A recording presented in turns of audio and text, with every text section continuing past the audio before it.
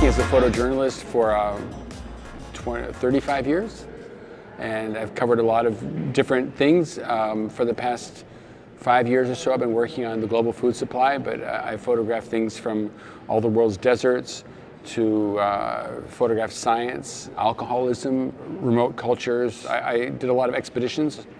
I've been to every continent on the planet like 3 or 4 times. I get around, but I love to explore our world.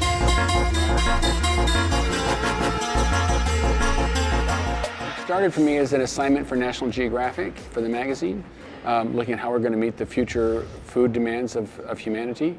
And I worked on that for about a year, and I realized there was a lot more work to be done. I started trying to find other ways to fund the work to continue it. I've been back to Brazil, China, and around the US 3 or 4 times, photographing food, and I'm exploring other parts of the world as well, including here in Europe. I was working on it last week in Spain, so it's a continuing project.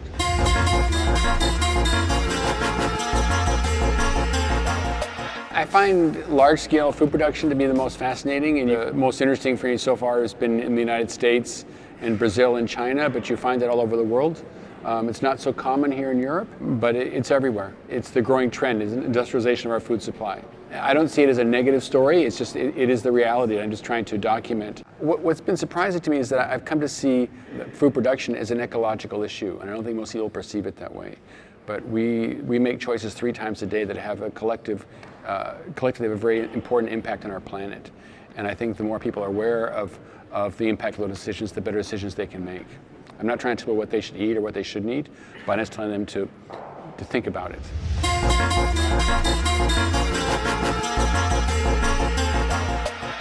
Well, I've worked from the air for many years, and I've used different things, and I use a motorized paraglider for a lot of my work.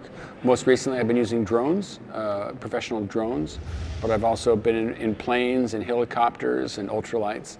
I really like the aerial perspective because it gives me an idea of the scale of an operation, and if I fly low enough I can get scale with the human context, and I find that's really wonderful for storytelling.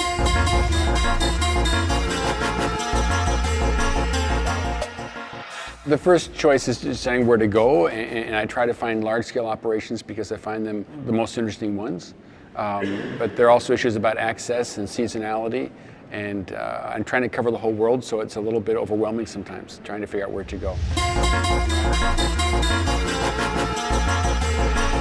In Kansas to photograph the wheat harvest, and while I was there, I decided to take some aerial photographs of some large-scale cattle feeding operations.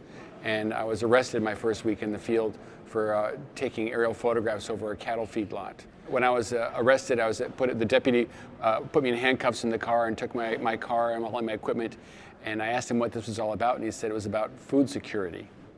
I thought, that's strange. I didn't think there was a food security problem. But it made me realize that there are certain parts of the food supply that they don't want us to see.